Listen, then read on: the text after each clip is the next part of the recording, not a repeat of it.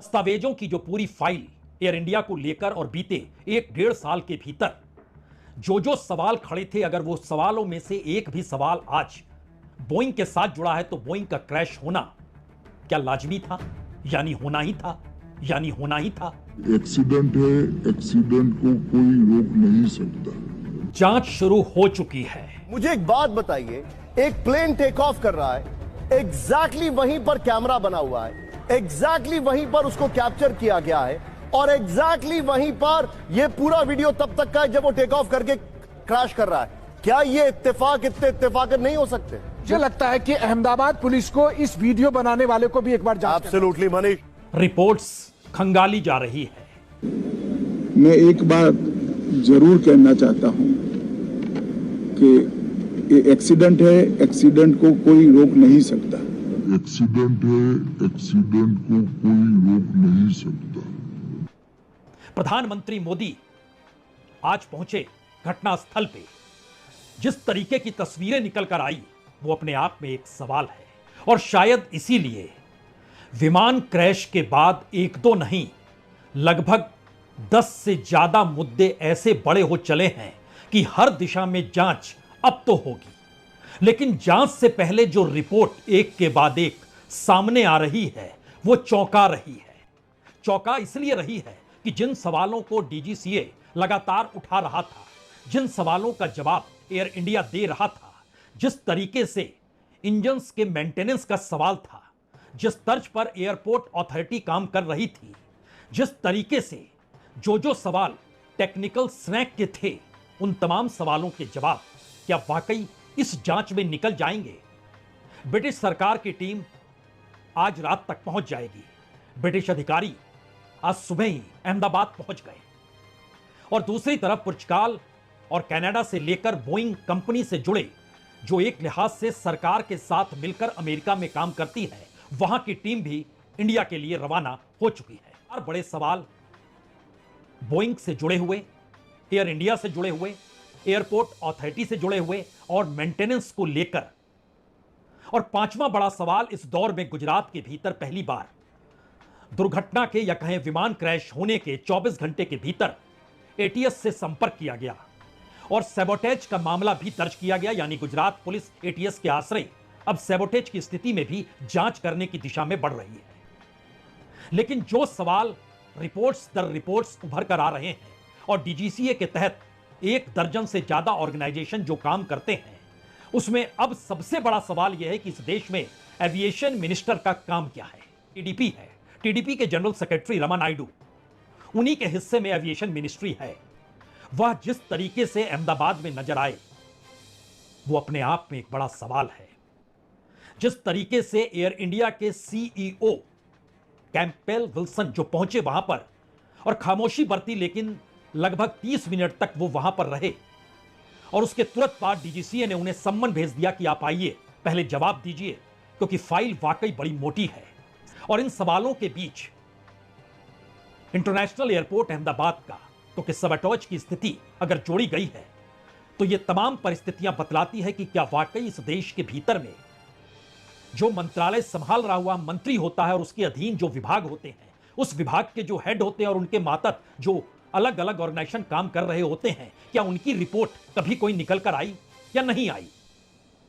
क्योंकि aviation industry बड़ा लाभ दे रही है, बड़ी तेजी से विस्तार कर रही है अपने आप का, और शायद इसीलिए पैसा कमाना, मुनाफा बनाना और 1-2 नहीं, 10-20 नहीं, 80-100 हजार भी नहीं, लाखों की तादाद में एक के बाद एक एयर इंडिया पर अगर फाइन ठोके गए ये कहकर कभी आपका पायलट गड़बड़ी, कभी आपकी मेंटेनेंस गड़बड़ी, कभी आपके इंजन के भीतर स्मैग नजर आता है, उसको आपने नहीं हटाया, कभी आप लैंडिंग और टेक ऑफ में जो पायलट नियम भी नहीं बरतता है वह भी साथ चल रहा है। कई मौके आए जब 20 लाख, 30 लाख, 80 लाख इतने फाइन लगाए गए और यह सब कुछ बीते 1-2 बरस की ही कहानी है।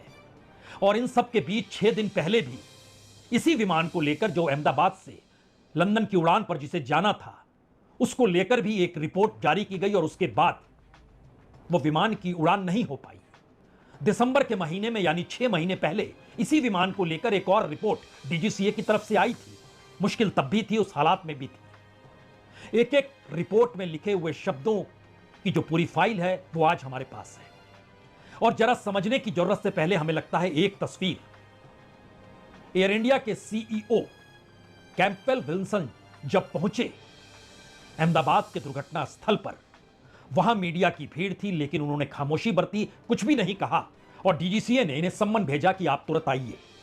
दस्तावेजों की जो पूरी फाइल एयर इंडिया को लेकर और बीते 1-1.5 साल के भीतर जो सवाल खड़े थे, अगर वो सवालों में से एक भी सवाल आज बोइंग के साथ जुड़ा है तो बोइंग का क्रैश होना क्या लाजमी था, यानी होना ही था। यह दरअसल सीधे सीधे एविएशन मिनिस्ट्री के तहत आता है, यानी एविएशन मिनिस्टर यानी रामानायडू इस वक्त और विमान दुर्घटनाओं और उससे जुड़ी घटनाओं की यह जांच करता है। इसके साथ साथ इसकी पूरी पहरेदारी या पूरी निगरानी होती है किसी भी जहाज, किसी भी एयरपोर्ट, किसी भी उड़ान, किसी भी पायलट, किसी भी टेक्निकल फ्लैग, किसी भी चीज को लेकर इनकी भी जिम्मेदारी होती है, क्योंकि एक दो नहीं दर्जन भर ऑर्गेनाइजेशन काम करते हैं। 2 बार कॉकपिट में पायलट अपने दोस्त या परिचित को बुला लेते हैं, एक बार दिल्ली से दुबई की फ्लाइट के बीच में, एक बार चंडीगढ़ से लेह की फ्लाइट के बीच में, एक बार 3 महीने के लिए पायलट को सस्पेंड कर दिया जाता है और एक बार 2 पायलट को सस्पेंड किया जाता है। लेकिन उसके बाद की स्थिति जो नोटिसों की है और जो जानकारी की है, जिसके दायरे में हर विमान आ रहा है एयर इंडिया का, उसमें बोइंग भी है। जनवरी 2024 में 30 लाख का फाइन इसलिए किया जाता है क्योंकि जो वातावरण, अगर पर्यावरण या कहें फॉग जब आ जाता है या फिर कुछ दिखाई ना दे या मुश्किल हालात अगर सामने खड़े हों, तो इसके लिए पायलट को एक ट्रेनिंग दी जाती है कैट 3 की।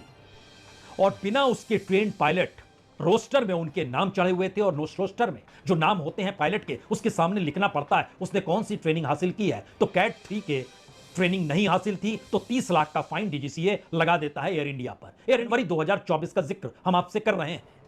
मार्च के महीने में 2 महीने के बाद ही जो फ्लाइट की ड्यूटी टाइम होती है, यानी जो पायलट होता है वो थके नहीं, तो इसके लिए फ्लाइट के टाइम्स को इग्नोर कर दिया जाता है। इसको लेकर 80 लाख का फाइन डीजीसीए फिर लगा देता है।